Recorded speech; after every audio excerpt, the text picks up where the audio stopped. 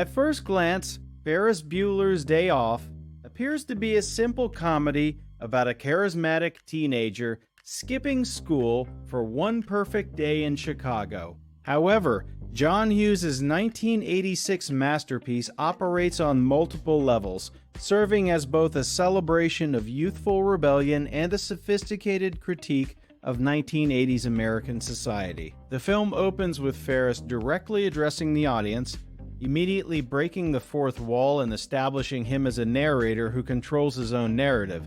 This narrative device isn't merely comedic.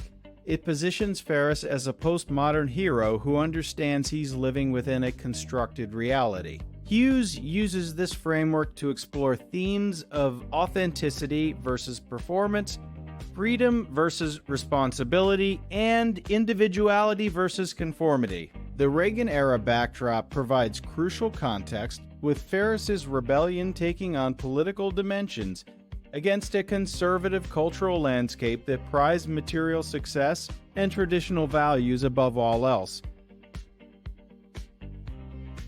Ferris Bueller functions as a modern trickster figure, a mythological archetype that appears across cultures that challenge established order through cunning and charm. Unlike traditional heroes who conquer through strength, Ferris manipulates systems using intelligence, persuasion, and theatrical performance. His elaborate schemes to fake illness Commandeer Ferrari and evade authority figures like Principal Rooney represent more than teenage mischief.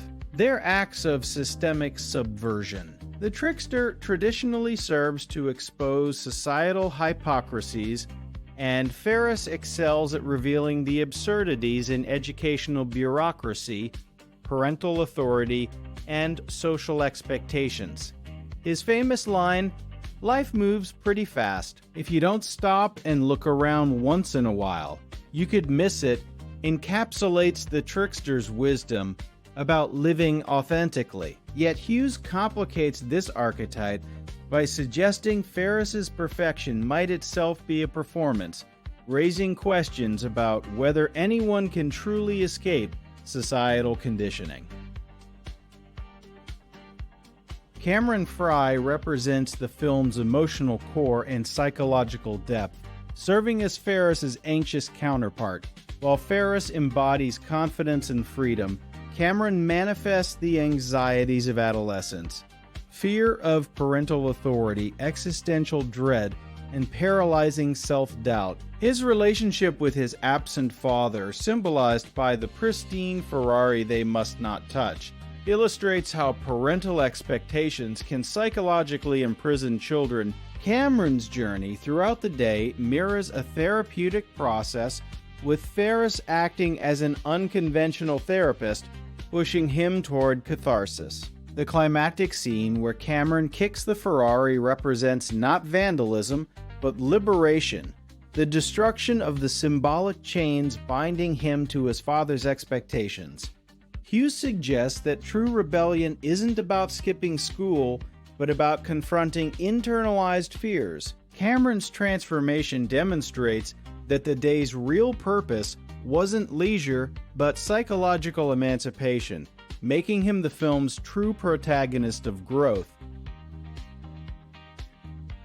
The educational system in Ferris Bueller receives scathing criticism through Principal Rooney's obsessive pursuit.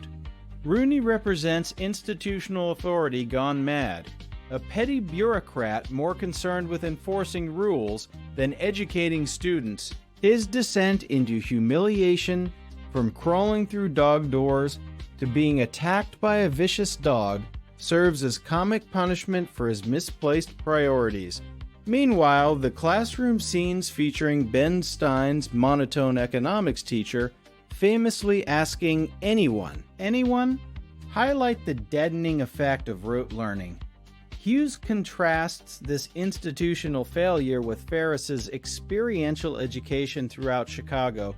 Art museums, financial districts, baseball games, and fine restaurants become his real curriculum. The film argues that authentic learning occurs through lived experience rather than standardized testing, a radical educational philosophy for its time.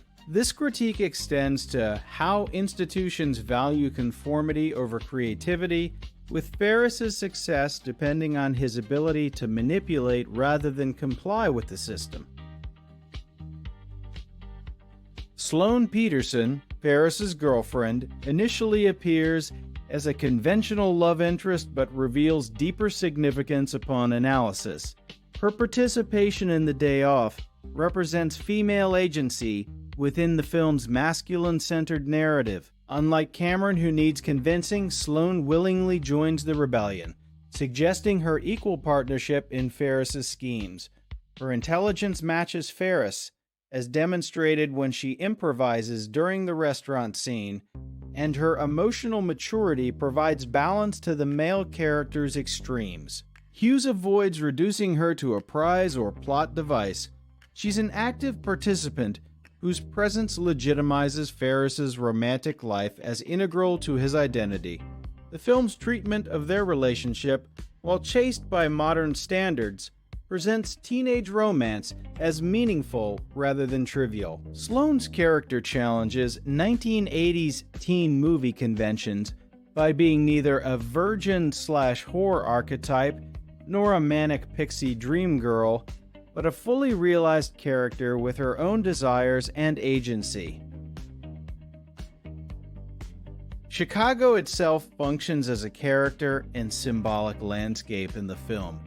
Hughes meticulously showcases the city's architectural wonders, cultural institutions, and vibrant street life, transforming urban space into a playground of possibilities. The parade sequence where Ferris commandeers a float to sing, twist, and shout represents the film's most iconic moment of communal joy breaking through urban anonymity. Chicago's diversity, from the wealthy suburbs to the working-class neighborhoods, reflects America's social stratification, which Ferris temporarily transcends through his mobility. The Art Institute scene particularly emphasizes how cultural spaces can provide spiritual nourishment absent from formal education. Hughes presents the city not as threatening but as liberating, contrasting with 1980s films that often depicted urban environments as dangerous. This optimistic urban vision suggests that freedom and discovery await just beyond suburban confines if only one has the courage to explore. The film's treatment of class and privilege requires nuanced examination. Ferris's upper-middle-class background enables his adventures. He has resources, parental trust, and social capital that make his rebellion possible. The Ferrari, fancy restaurant, and baseball tickets all signify economic privilege that facilitates his perfect day. Yet Hughes seems aware of this dynamic, using Cameron's wealth-obsessed father and Ferris's own material comforts to comment on 1980s yup culture. The film doesn't explicitly critique capitalism, but demonstrates how economic status shapes experience. Ferris's ability to navigate different social spaces, from financial districts to parade crowds, highlights class mobility as performance. Interestingly, the working-class characters like the parking attendants and parade participants often help Ferris, suggesting cross-class solidarity against institutional authority. This creates tension between celebrating Ferris's freedom and acknowledging its privileged foundations, a complexity that elevates the film beyond simple wish fulfillment fantasy. Parental figures in Ferris Bueller represent varying approaches to authority and connection. Ferris's parents are notably absent, physically present, but emotionally disconnected, allowing his schemes to succeed through their benign neglect. This reflects 1980s anxieties about dual-income households and latchkey kids, with Ferris thriving in this autonomy gap. Cameron's father exists only as a threatening voice and symbolic Ferrari, representing authoritarian parenting that produces anxiety rather than responsibility. Principal Rudy attempts to substitute for parental authority but fails grotesquely. Only Sloane's mother, briefly mentioned, seems to have normal parental concern. Hughes suggests that effective parenting requires balance between supervision and trust, with none of the adult characters achieving this ideal. The film's resolution, with Ferris safely returned home, reaffirms traditional family structures while celebrating temporary escape from them. This ambivalence toward authority figures reflects adolescent reality. Adults are simultaneously obstacles to freedom and necessary sources of security. The film's cinematic techniques and stylistic choices contribute significantly to its thematic depth. Hughes employs fourth wall breaks not merely for comedy, but to create intimacy between Ferris and the audience, making us accomplices in his deception. The famous slow-motion garage scene, when Cameron backs out the Ferrari, uses cinematic time to emphasize the moment's gravity and beauty. Musical choices like "Oh Yeah" by Yellow and the Beatles covers create emotional textures that elevate scenes beyond simple comedy. Hughes' precise framing, such as the symmetrical shots of Ferris's bedroom or the dramatic low angles during Rooney's humiliation, demonstrates sophisticated visual storytelling. The editing rhythm alternates between frenetic chase sequences and contemplative moments, mirroring the balance between action and reflection that Ferris advocates. These artistic decisions transform what could have been a straightforward teen comedy into a visually rich text that rewards repeated viewing and analysis. Ultimately, Ferris Bueller's Day Off endures because it captures the universal desire for autonomy while acknowledging freedom's complexities. The film celebrates carpe diem philosophy, but tempers it with responsibility.